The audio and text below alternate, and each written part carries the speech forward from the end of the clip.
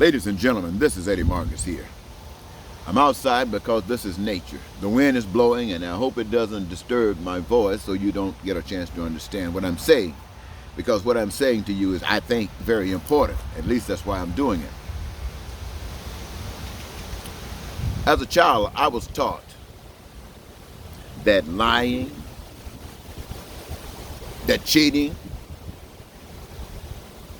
that stealing, that killing, I was taught that these kinds of things were wrong. But these things just didn't happen. They happened through human beings. People that would do these things are actually carrying out evil acts. So doing these evil acts, they are actually servants. They are tools of the devil or Satan, however you want to refer to it. That's how I was taught. I was taught that kindness,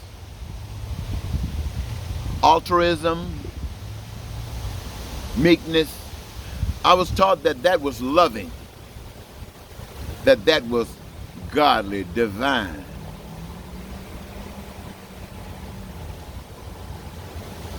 Now the difference between godly, divine, and evil and ugly is that godly divine leads you to that best stuff that life has to offer, or that one could ever receive in life, while evil offers the opposite.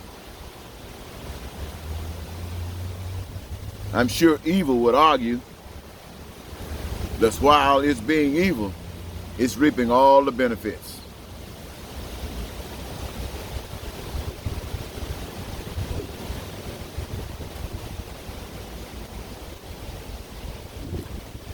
You know, a great cake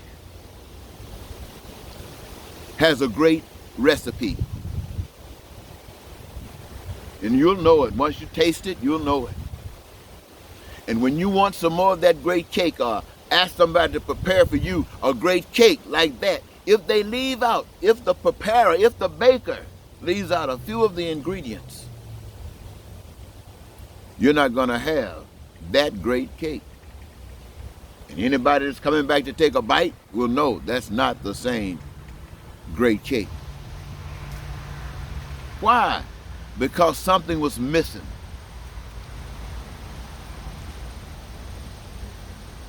The Constitution, ladies and gentlemen, represents an ideal democracy.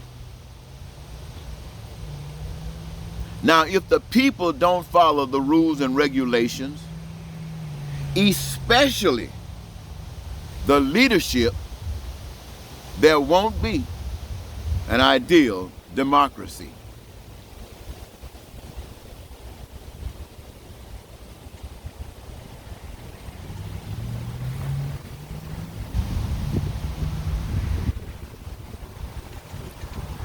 There are basic principles and rules and regulations that establishes what we would refer to as heaven, what we refer to as paradise. Leave out any of that which makes it real, makes it true, then it's no longer heavenly or paradise. Or add something to it that does not equate with it, it is no longer heavenly or paradise. I say that to say this. We have heard it said that heavenly is so filled and consistent with that ideal that even in heaven, when something came that would rob it of that which kept it heaven, exposed as Lucifer taking over and the third of the heavenly host that chose to go that way, it had to be exiled because it's not heavenly and it can't dwell there. I say that to say this. You have heard it said that you have been forgiven for your wrongness, which I have no problem understanding that. I know what forgiveness is. But acceptance of forgiveness means a discontinuance of that which is ungodly.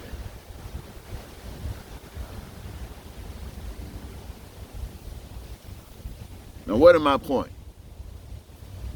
Back in the days when we refer to holiness, we think about men such as Abraham, especially when we talk to the Bible about the Bible in Western culture. We think about people such as Abraham and David. Think about people such as Moses. That's yesterday. Jesus, yesterday, representing holiness, representing truth, love.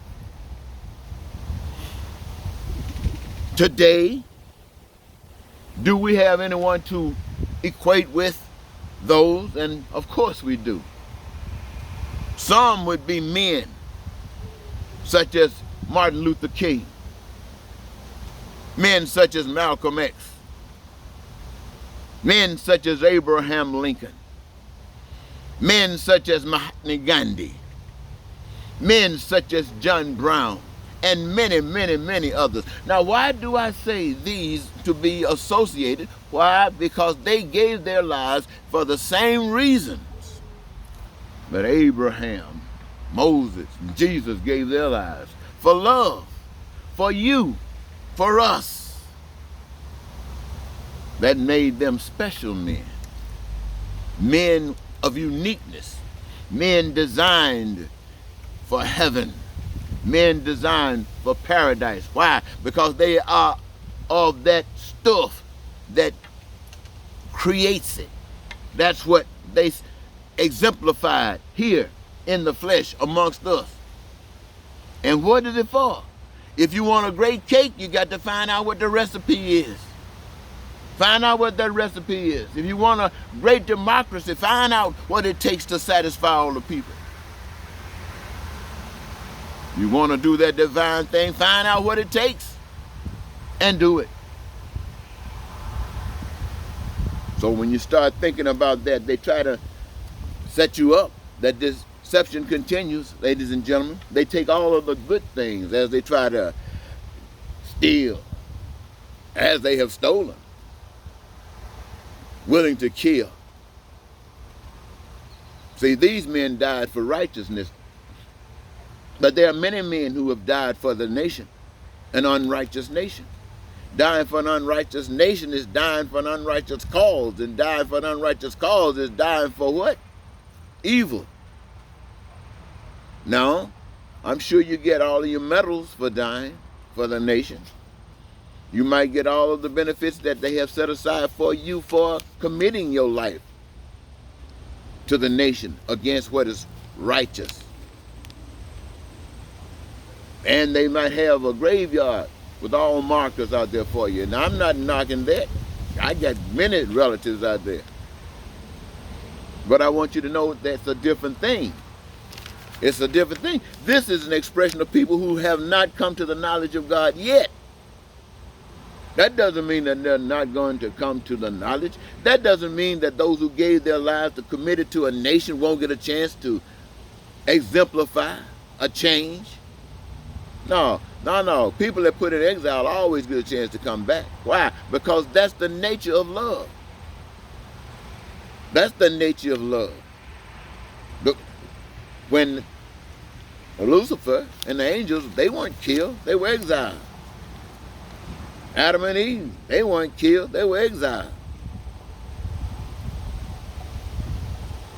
And we, the people, we got a precedence. We'll be exiled. For what? And how long and where? I have no knowledge of that. But I do know love. Love won't leave you. You'll always walk away from love, but love will never leave you. And so I'm really saying, ladies and gentlemen, that when they tell you things about God, you know, they saw you saying, don't die and go to heaven and sit around heaven and sing in songs all day. Holy, holy, holy. That's messages that's coming to you from people who have no idea about the reality of God. They just trying to use some imagination that's predicated based upon something that they've been fed, but it wasn't true. You see, they tell you that God don't want dancing. God created dancing. Dancing from joy, happiness. How you gonna not dance? And you don't have to be saying, thank you, Jesus, that you kick your feet, and you can say it too. But you can just do it because it's the beat that makes you move your feet. Because music is real. You know, we talk about the party. People say, I stop partying. Hey, look, who you think created the party? Satisfied individuals. People who are happy. People who are thrilled. People who got to celebrate. Come together for the party. Hey, baby, that's all from God. The beaches, the pools, the amusement parks. Karaoke is from God. And singing songs, people talk about the songs you sing. Songs that are appropriate are the songs of life. Whatever is of life is appropriate in a song. Songs are avenues and instruments of communication, messaging, telling stories from generations to generations. What's going on? But also praising God as well. Being thankful that what's happening ain't no sin. Out of all that's going on, there ain't no lying, there ain't no cheating, there ain't no stealing, there ain't no backbiting, there ain't no hating, there ain't no racism, there's no bigotry, there is no murder, and there's no terrorism. There's absolute joy. There's improvement in life, and everybody's engaged in the process, and their dreams are being fulfilled. Their needs, their wants, and their desires. They suffer for nothing, and they are gracious, and they give love to one another as an expression of their acceptance of God's way instead of my way, and your way, and your way, and your way. I thought I'd just say that to you, ladies and gentlemen. I hope it serves some benefit. I hope the wind didn't mess it up, but I feel good, and I want to thank you so very much for giving me this your time. And until next time, this is Eddie Marcus saying goodbye.